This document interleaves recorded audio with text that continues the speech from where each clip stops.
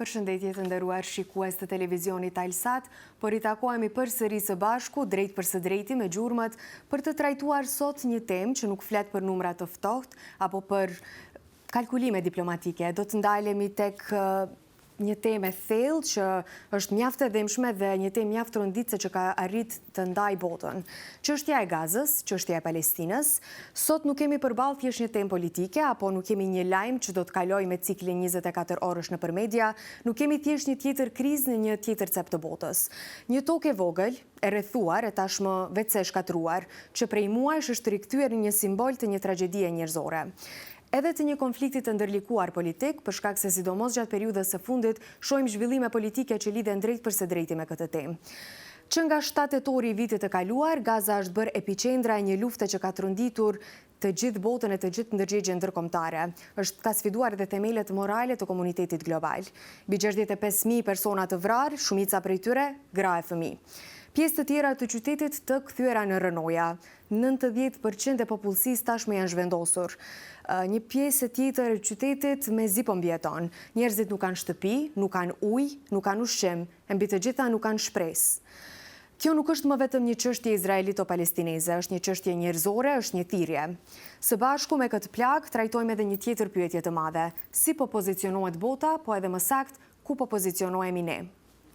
Në këtë sfond tragjik, shumica e botës po flet, disa me zë të lartë, disa me zë të ulët, po një pjesë tjetër, siç do ta shohim edhe në bisedën tonë, zgjedhin të mos flasin fare. Në selinë e Kombeve të Bashkuara, më shumë se 142 shtete votuan pro një rezolute që mbështet zgjidhjen me 2 shtete. Izraelin dhe Palestinën, si 2 entitete të pavarura e sovrane, që jetojnë krah njëri tjetrit në paqe e siguri. Një rezolut që nuk do ta cilësojmë si perfekte, një tekst diplomatik që flet për armpushim, të menjëhershëm për qarmatim të Hamasit, për lirimin e pengjeve, e mbi të gjitha për fundin e luftës në Gaza. Një plan i komplikuar, i ngarkuar her me tensione, her me kundërshtime, por që përfaqëson një përpjekje njerëzore atë të paqes. Një përpjekje për të ndaluar gjakderdhjen e për të njohur të drejtën e një populli për të jetuar. Por ndërkohë që bota e madhe flet, çfarë thot rajoni ynë? Maqedonia e Veriut, ta përfshi këtu edhe Shqipërinë, të dyja vendet abstenuan. As po, as kundër, as solidaritet, as protest. Thjesht heshtje. Një mënyrë për të mos prishur marrëdhëniet me SHBA-n e me Izraelin, po njëkohësisht as për mos t'u larguar nga fryma europiane. Një pozicion diplomatik që ashtu quhet si neutralitet i kujdesshëm. Gjithnjë e më shumë shtete të botës po lëvizin drejt njohjes së Palestinës, ndërkohë që shteti ynë hesht. Çka do të thotë realisht kjo heshtje? A është një qëndrim i mençur diplomatik apo një shmangje nga përgjegjësia morale? A është një përpjekje për të ruajtur balancën në një botë polarizuar apo thjesht një frikë për të folur në emër të së drejtës? Për të kuptuar thellësinë e kësaj teme, neve sot nuk mjafton që të rëndisim vendet që votuan pro apo kundër, nuk mjafton të citojmë rezolutat me emërtime të gjata e diplomatike.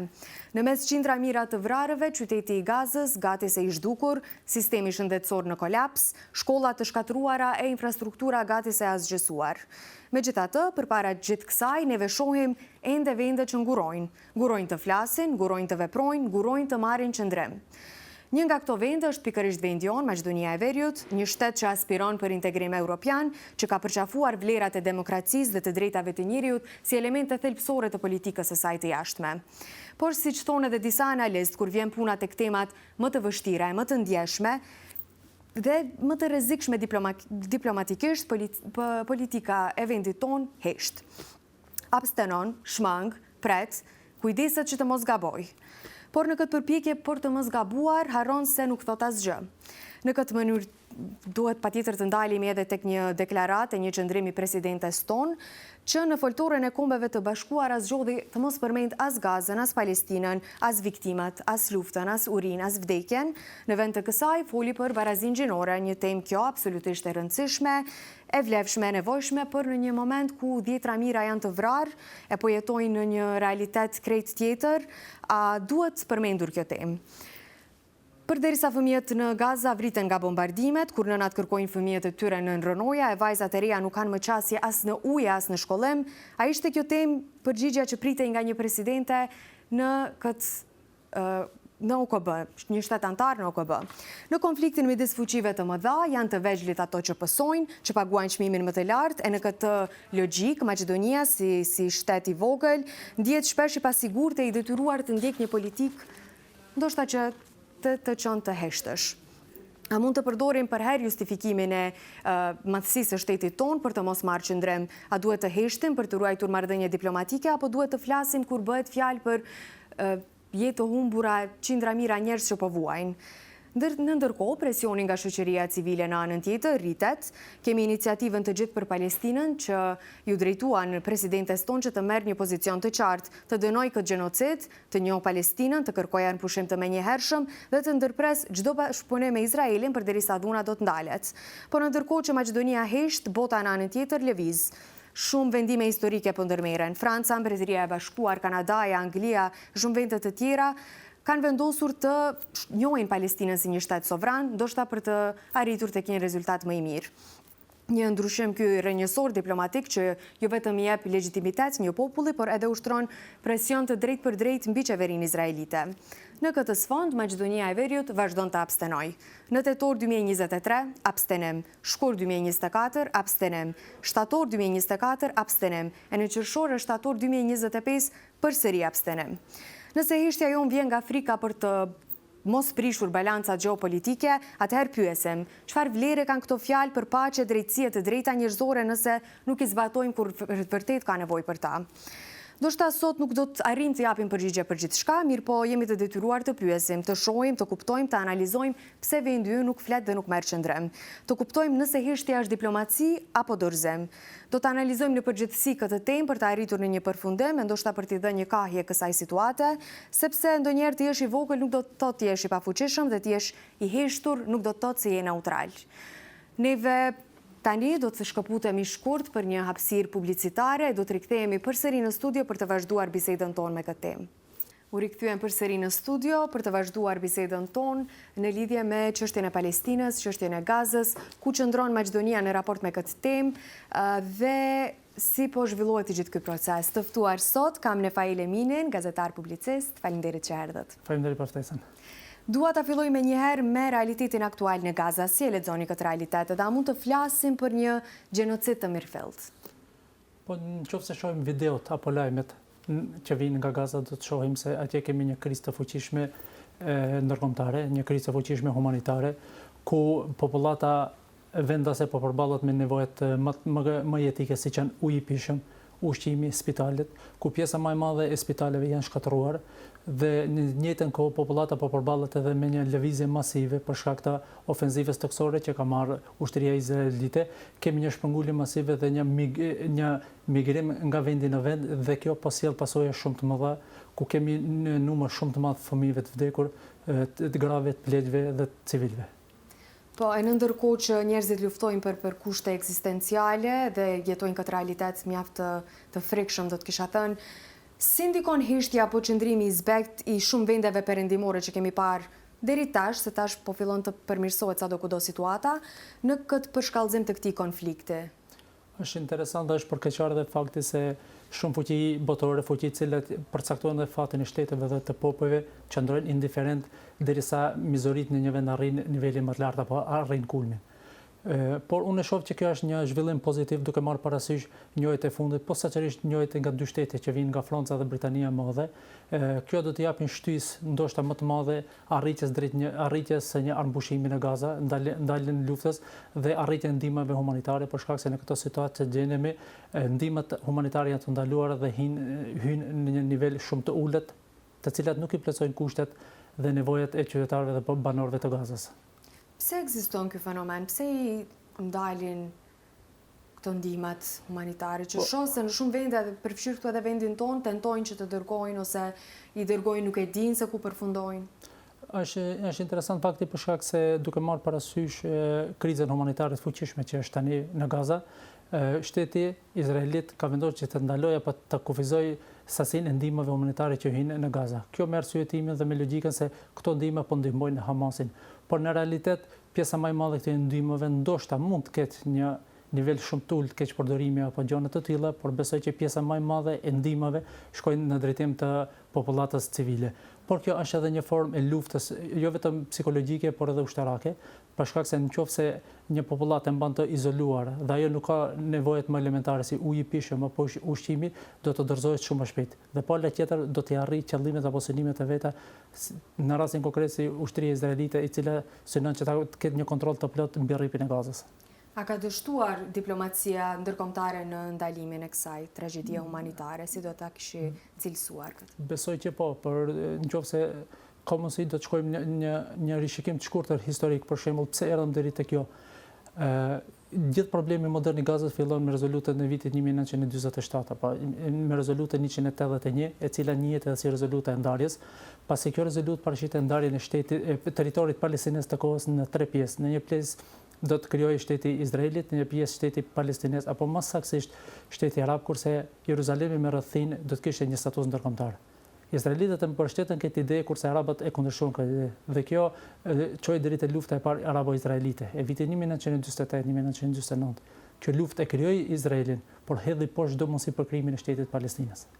Dhe prej atëherë fillojnë çështje problematike, por nuk duhet harrojmë se çështja e lindjes mesme dhe çështja e Palestinës është edhe një përplasje mes interesave të fuqive të mëdha, ku shtetet perëndimore me në krye Shtetet e Bashkuara kanë interesa të ndryshme.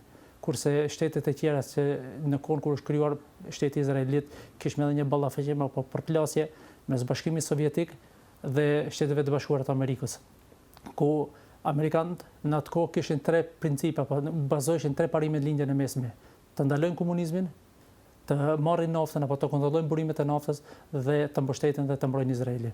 Derisa këto 2 të parat janë zbet, për shkak se komunizmi ka pushuar së ekzistuari, nafta është tani në nivel më relativ për shkak se Amerika është një nga prodhuesit më të mëdhenj të naftës, por çështja izraelite ka mbetur e pandryshuar. Dhe nëse shohim pjesën më të madhe të rezolutave në Këshillin e Sigurimit bllokohen. Rezolutat që kërkojnë ndaljen e luftës, kërkojnë hapjen e rrugës për ndihmë humanitare. Çdo herë kemi një shtet, qoftë Shtetet e Bashkuara, qoftë Franca apo Britania e Madhe, po këtu qëndron në krye Shtetet e Bashkuara, të cilat vendosin veto dhe pamundsojnë ndaljen e luftës. Që kanë edhe një fuqi më të madhe. Do të ndalemi pak tek vendi jon. Pse Maqedonia e Veriut ka abstenuar ndër vite dhe vazhdon të abstenon në mënyrë të përsëritur për rezolutat që mbështetin pushimin edhe të drejtat e palestinezëve? Po, është interesant fakti se Maqedonia apo edhe shtetet tjera të vogla nuk kanë një fuqi apo një pavarësi në politikën e jashtme. Shtete si Maqedonia e Veriut, po edhe shtete fqinje, mbështeten më shumë në qëndrimet e fuqive të mëdha, qoftë Shteteve të Bashkuara të Amerikës apo shteteve të mëdha të Bashkimit Evropian si Gjermania dhe Franca. Por edhe këtu kemi një dyzim shumë të madh edhe brenda vetë Bashkimit Evropian, ku siç thashë më herët, Franca e ka njohur pavarësinë e Palestinës, edhe Britania e Madhe, kurse Gjermania po kundërshton ta bërë të njëjtën. Kështu që edhe Maqedonia po ndjek më shumë linjën pro-amerikane, e cila ndoshta i shërben edhe interesit breshëm, duke marrë parasysh kontestin me Bullgarinë dhe qëndrimin e Bashkimit Evropian në rreth ndryshimeve kushtetuese. Ndoshta Maqedonia e Veriut po synon që ta shfrytëzojë këtë moment për të maksimalizuar interesat e saj apo për të forcuar pozitën e saj në tërheqjen e negociatave. Por në anën tjetër, kjo po shkakton një shqetësim brenda qytetarëve të Maqedonisë, brenda vendit, për shkak se Maqedonia e Veriut nuk mundet të qëndrojë neutral në një situatë kur popullata civile po përballet me këto pasojë, ku po përballet me urinë, mungesën e ujit, mungesën e shërbimeve themelore shëndetësore. Dhe në këtë mënyrë mendoj që shteti jon duhet që të marrë një qëndrim pozitiv rreth çështjes palestineze, rreth njerëzve të Palestinës, për shkak se gjenocidi apo kriza humanitare që po ndodh tani në Palestinë është rrezik që të përhapet në vende tjera, jo vetëm lindjes mesme, por mund të përfshijë edhe vende tjera të rajonit. Pikërisht u deshta të dalë, çka fshihet pas këtij neutraliteti të kujdesshëm që përmendet shpesh nga diplomatët tanë, e në anën tjetër kur shihet që populli jon janë mjaft vokal për këtë çështje? Po, nëse e shohim çështjen e Palestinës gjatë gjithë kësaj periudhe, ekziston një dallim i madh mes asaj çka mendojnë qytetarët aty në vende dhe çka mendojnë elitat apo udhëheqësia. E njëjta gjë po ndodh edhe këtu. Por pse? Maqedonia e Veriut është, siç thashë më herët, është një shtet i vogël i cili është shumë i mbarur nga ndihma dhe përkraje jashtme, jo vetëm ekonomike, po edhe politike. Dhe në këtë mënyrë Maqedonia e Veriut synon që të tregohet shumë e kujdesshme me arsyetimin që mos ta hidhërojë ndonjë shtet, ndoshta Shtetet e Bashkuara apo shtete tjera që kanë një qendrim më pro Izraelit.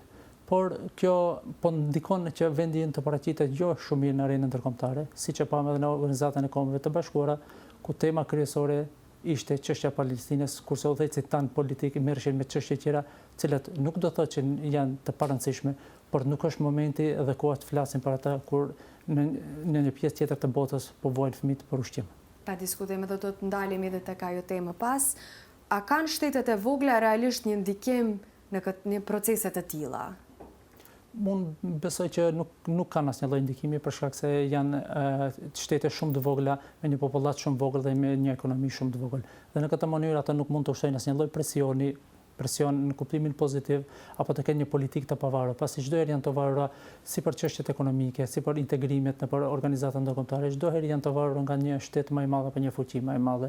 Qofse shohim qëndrimet e vendeve e shteteve të Ballkanit deri tani i vetmi shtet që ka një qëndrim pro-palestinez është Kroacia, ku edhe zyrtarisht është njoftuar nga udhëheqësit më të lartë shtetëror se Kroacia mund të jetë shteti i radhës i cili do ta njohë shtetin e Palestinës. Kurse shtetet tjera, përfshirë Maqedoninë e Veriut, mbështeten apo arsyetohen apo në një mënyrë edhe fshihen pas qëndrimit se ne jemi në konsultime të vazhdueshme me aleatët tanë. Por besoj që nuk mund të bëjnë asgjë më shumë, vetëm të mbajnë këtë qëndrim. Ndërkohë, heshtje si gjithmonë. A është politika jashtme jona më afër SBA-s se sa BE-s në këto vlera, do të kisha thënë, përderisa neve tentojmë vazhdimisht që të kyçemi në Bashkimin Evropian? Po, politika jashtë Maqedonisë Veriut në një mënyrë është e dyzuar, për shkak se nëse shohim deklaratat e Ministrisë Punëve të Jashtme apo liderëve udhëheqësve më të lartë shtetëror, deklarojnë se synimi jonë i vetëm është integrimi në Bashkimin Evropian. Por në anën tjetër bëjnë disa veprime të cilat nuk e shfaqin këtë shumë. Si shembull është rezoluta të cilat u miratua para disa muajve u inicua realisht nga Shtetet e Bashkuara të Amerikës për çështjen e Ukrainës, ku Shtetet e Bashkimit Evropian kishin një qëndrim të ndryshëm prej Shteteve të Bashkuara të Amerikës dhe Maqedonia u bë bashkëautore e rezolutës për Ukrainën së bashku me Shtetet e Bashkuara të Amerikës dhe nuk mungon edhe kritikat e ambasadorëve apo dhe udhëheqësve tjerë evropian për Maqedoninë për shkak se një shtet i cili deklaron se unë duhet të jem pjesë e familjes suaj, po vepron me palën tjetër apo bashkërendon veprimet e saj me një palë tjetër, këtu duke se kemi një kundërshti mes deklaratave dhe qëndrimeve. A është qëndrimi i Maqedonisë kundrejt kësaj teme si rezultat i frikës për të mos dëmtuar marrëdhëniet me Izraelin edhe SBA-n, siç e përmendët edhe më herët, mirë po çka realisht nëse Maqedonia e Veriut është një vend i vogël që nuk ka ndikim as të thellë, prej çka friksohet? Po besoj që më shumë kjo lidhet me situatën politike të brendshme, posaçërisht me kontekstin politik rreth çështjes së ndryshimeve kushtetuese me Bullgarinë.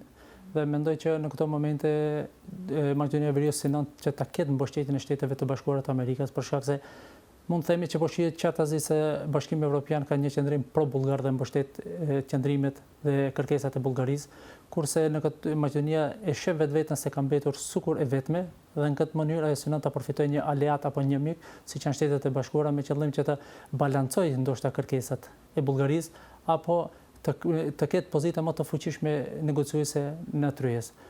Por kjo, siç thashë më herët, mund të krijon një dyzim rreth synimeve, qëndrimeve dhe veprimeve të shtetit tonë. Përderisa Maqedonia e Veriut kërkon mbështetje tek Shtetet e Bashkuara të Amerikës, a mendon nga këndvështrimi jot personal, sa realisht Shtetet e Bashkuara të Amerikës kanë kohë dhe energji për t'i ndarë një shteti si joni? Po besoj që shpresa... A ju nevojitet një aleat si ne, për shembull? Po, për shtetet të mëdha, realisht gjithë shtetet kanë rëndësi, po dallojnë shtetet. Për shembull, nuk mund të marrim se Maqedonia ka një ndikim shumë të madh apo një rol shumë të madh në Ballkan, apo në Ballkanin Perëndimor. Kështu që Shtetet e Bashkuara nuk ka aq shumë nevojë të kenë një aleat si Maqedonia, sesa Maqedonia që ka dëshirë dhe nevojë të kenë një aleat si Shtetet e Bashkuara të Amerikës. Dhe në këtë mënyrë kjo po kufizon edhe politikën e jashtme të Maqedonisë së Veriut për të ndjekur trendit apo për të ndjekur zhvillimet me të cilën po veprojnë Shtetet e Bashkimit Evropian.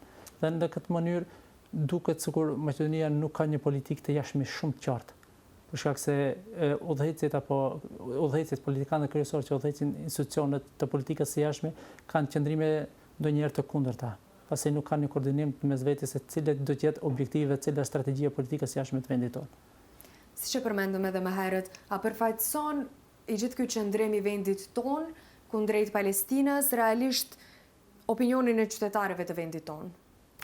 Po, në qoftë se shohim reagimet në rrjetet sociale, po dhe disa protesta që janë organizuar në vendin tonë, do të shohim se popullata apo qytetarët e Maqedonisë kërkojnë një reagim me aq mundësi sa ka. Duhet marrë parasysh edhe kufizimet e fuqisë ndikuese të Maqedonisë, por popullata kërkojnë që shteti jonë të ketë një qëndrim më pro-palestinez në arenën ndërkombëtare me qëllim që ndoshta Maqedonia, por nëse bëhen shumë shtete të vogla bashkë, mund të kenë një ndikim edhe më të madh në politikat e fuqive të mëdha.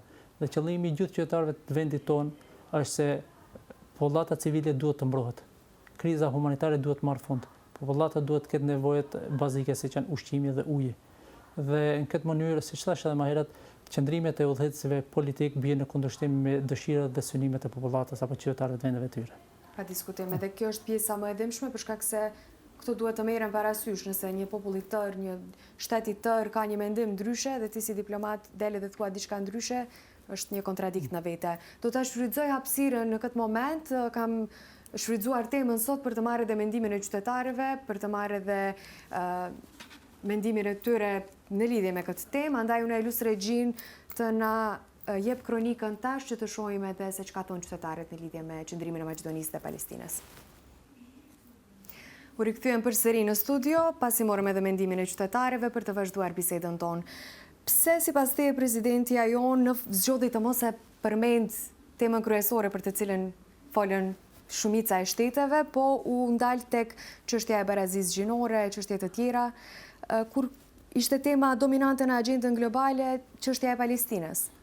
Po, shumë interesant fakti të shohë se gjithë liderët botëror, po dhe liderët rajonal flasin për çështjen e Palestinës, çështjen e popullatës civiles, kriza humanitare dhe del presidenti ajon flet për çështjen e feminizmit, që është një çështje e rëndësishme, por nuk është koha dhe nuk është momenti të flasësh para gjë. Unë mendoj se kjo është një nga format me të cilën presidentja dëshiron që ta shmang këtë çështje, për shkak se nëse do të deklaronte se janë pro-Palestinës, ndoshta do të shkaktonte hidhërimin apo reagimin ndoshta ndonjë shteti të fuqishëm, nëse do të deklaronte se është pro-Izraeli, ndoshta do shkaktonte edhe reagime të brendshme popullatës apo qytetarëve të Maqedonisë, dhe në këtë mënyrë u mundua që ta zgjedh një temë aq shumë neutrale dhe në këtë mënyrë ta shmang gjithë vëmendjen që është çështja e Palestinës, çështja e Gazës dhe të merret me një çështje shumë neutrale.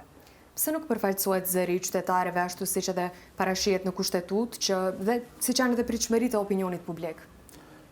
Po shumë herë shtetet marrin, edhe pse zëri i qytetarëve është shumë i rëndësishëm apo opinioni publik, por shumë herë shtetet ndjekin interesat e tyre, ndjekin filozofinë e tyre politike liderët, por pjesë më të madhe shtetet krijojnë një strategji në politikën e jashtme dhe vendosin se cilët janë çështjet apo pikat më të rëndësishme, cilët ato do të avancojnë gjatë mandatit të tyre, apo cilët janë interesat jetike të shtetit. Dhe në këtë mënyrë, kur interesat e një pale të tretë bin kundërshtim me interesat jetike, atëherë shtetet mundojnë që t'i shmangin këto pika dhe t'i avancojnë qëllimet e tyre. Dhe kjo është nga arsye sepse nuk dëshirojnë të krijojnë hidhërim për një palë të tretë, e cila në të ardhmen mund të ndëmtojë interesat e shtetit.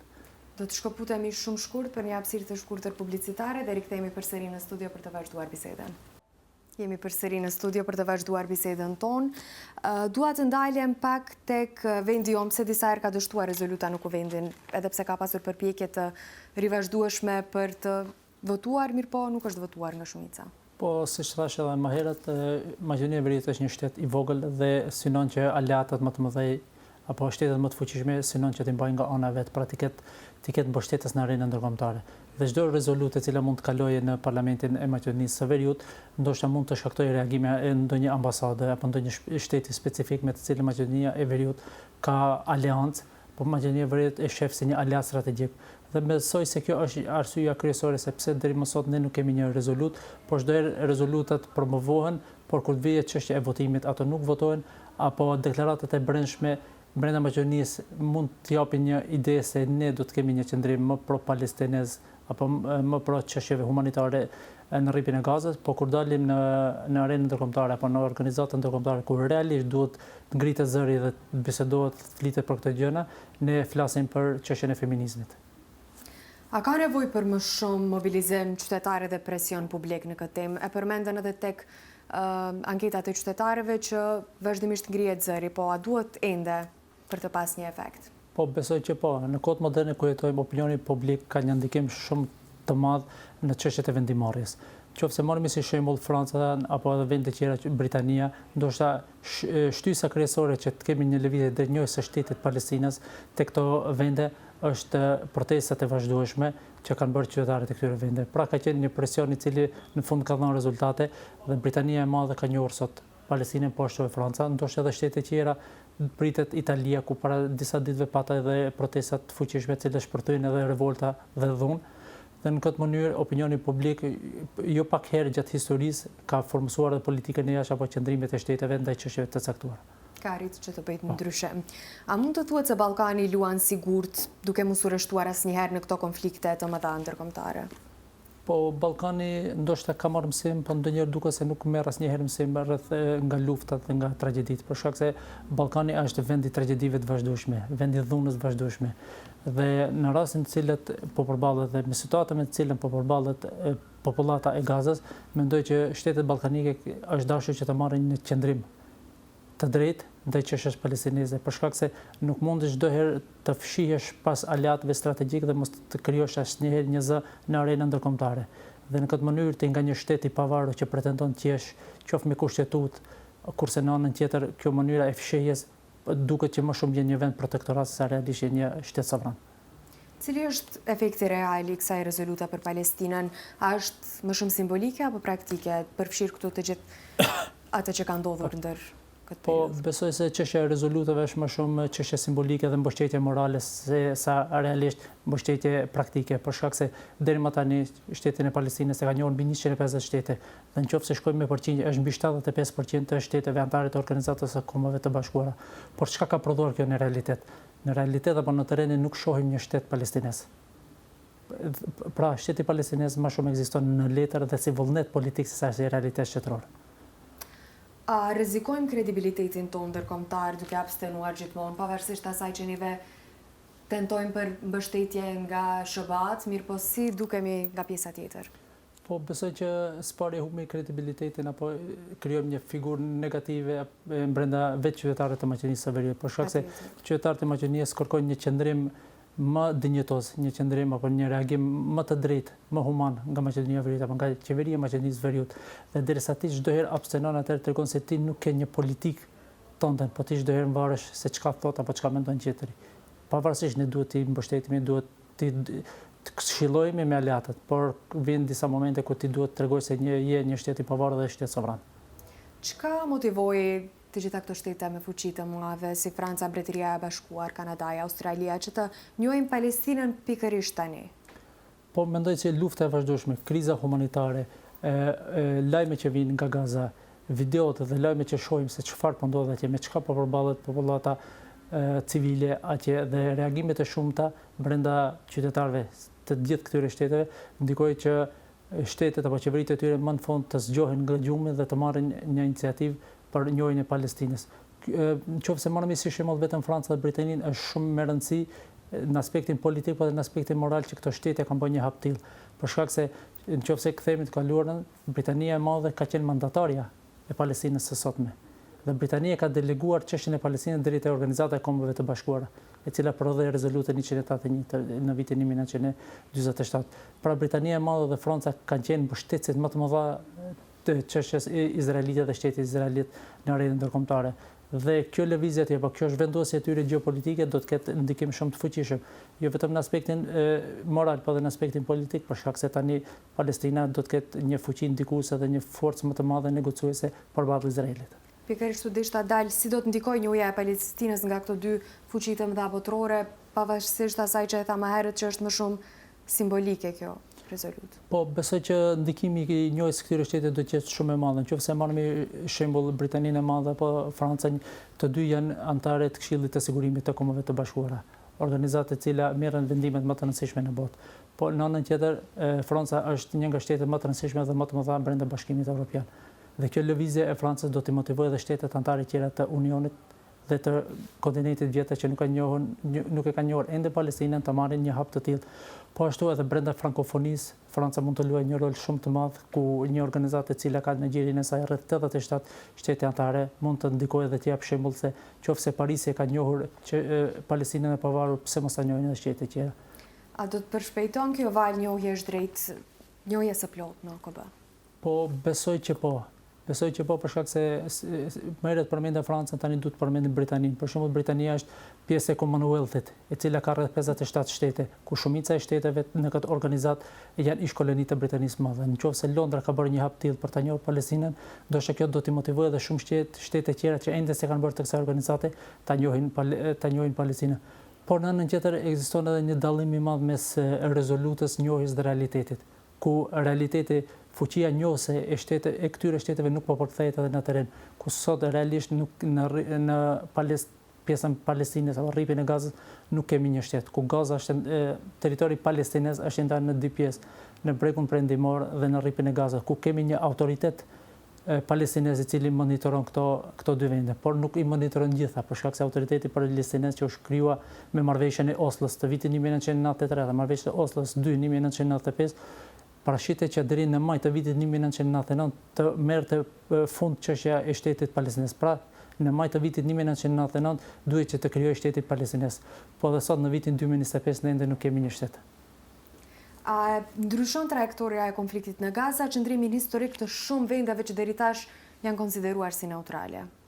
Po besoj që po, imazhet që vijnë vazhdimisht nga Gaza ka bërë që shumë shtete të reflektojnë, por besoj që fuqia kryesore që ka detyruar këto shtete të reflektojnë dhe të lënë me njën interesat e veta gjeopolitike, po të shohin aspektin human dhe jo vetëm aspektin e interesave, ka bërë që disa shtete të marrin iniciativë, siç përmenda Francën, Britaninë, po dhe shtete tjera, ku së fundi është Malta, por pritet që edhe Kroacia, siç thamë edhe më herët, po është edhe shtete tjera, ndoshta edhe Italia, dhe pse ka vendosur disa kushte, pritet që një të ardhmen të afërt edhe Italia t'i bashkohet karvanit të shteteve që e njohin pavarësinë e Palestinës. A përdorin shumë shtete njohjen e Palestinës për të larduar nga përgjegjësitë së kaluarës? Po besoj që po, ndoshta dy nga shtetet cilët e kanë një nga motivet e shumta që ka qenë për njohjen e Palestinës është për Francën dhe Britaninë e Madhe, për shkak se pas përfundimit të luftës së parë botërore dhe shkatërimit të Perëndërisë Osmane, Liga e Kombeve që u krijuar në atë kohë në vitin 1990 ju dha mandatin për udhëheqjen e këtyre vendeve. Dhe Britania e Madhe kishte posaçërisht mandatin për udhëheqjen e Palestinës. Dhe Franca kishte mandatin për udhëheqjen e Sirisë edhe Libanit dhe pjesë tjera të linjës mesme. Dhe në këtë mënyrë Franca dhe Britania deshin që të shfaqsohen për atë që kanë bërë ndoshta para 100 viteve, por nuk duhet të harrojmë se kufit që ka vendosur para 100 viteve Franca dhe Britania e Madhe vazhdojmë që t'i kemi edhe sot, dhe ato kufi vazhdojnë që të prodhojnë konflikte dhe krizat vazhdueshme në rajon. A do të pres gjatë Palestina për njohje nga Maqedonia e Veriut, për shkak se vazhdimisht shfaqet një tendencë për t'u shmangur këtyre debateve të rëndësishme nga diplomatët tanë? A mund të qëndrojë gjatë Maqedonia e Veriut duke mos u përfshirë edhe të mbajë këtë qëndrimin e paqartë? Besoj që Maqedonia do të jetë ndoshta shteti i fundit në botë cili do ta njohë shtetin e Palestinës, pasi ta bën gjithë shtetet e tjera, për shkak se ne nuk kemi një politikë qashme të përcaktuar mirë dhe një shtet të pavarur i cili vendos për interesat e vet në mënyrë pavarur. Dhe ne do të jemi gjithmonë të varur çka mendojnë tjerët. A do të ndikojë procesi i paqes pozitivisht apo negativisht, për shkak se prapë ekziston rreziku? Ka një njohje që e shohim, okay, është një në rritje, mirë po prapë konsiderohet se e një anshme e Palestinës. Po është vështirë të arrihet një paqe në Palestinë. Ndoshta një nga çështjet më kryesore dhe më të debatueshme në Palestinë është çështja e vendeve të shenjta apo Jeruzalemit, ku sipas rezolutës së vitit 181 Jeruzalemi do të kishte një status ndërkombëtar. Jeruzalemi është vendi i shenjtë për tre fetë, tre religione monoteiste, hebraizmin, krishterizmin dhe islamin. Dhe sicili konfesion apo sicili religion synon që të ketë kontroll mbi një pjesë të linjës mbi një pjesë të Jeruzalemit. Por edhe kemi edhe çështje tjera, si çështja e të shpërngulur e refugjatëve të cilët janë shpërndarë nëpër vendet rreth e përqark Izraelit sotëm. Po edhe kemi shumë palestinezë që jetojnë brenda Izraelit sotëm. Pra, aspekti demografik është elementi tjetër i cili pamundson që në të ardhmen të afërt të kemi një pajtim arabo-izraelit apo më saktë palestinez-izraelit. Unë të falenderoj shumë për këtë bisedë, ishit shumë i qartë, shumë informativ dhe shpresoj që sadopak të kemi pasur ndikim në opinionin publik. Faleminderit që gjete kohën. Faleminderit. Të nderuar shikues, ishte kjo e tëra për sot. Neve do takohemi përsëri nesër për të vazhduar diskutimin ton mbi çështje tjera. Faleminderit për vëmendjen, bashkë mirupafshim.